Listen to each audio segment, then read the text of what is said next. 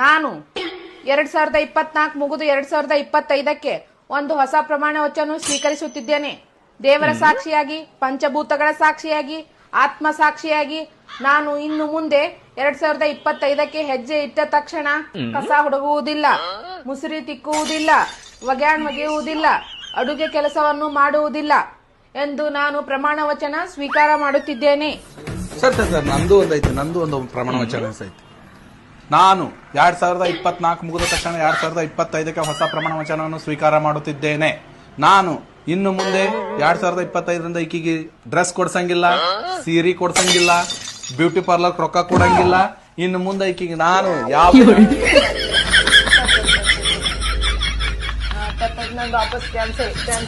ನಾನು ನನ್ನ ಪ್ರಮಾಣ ವಚನ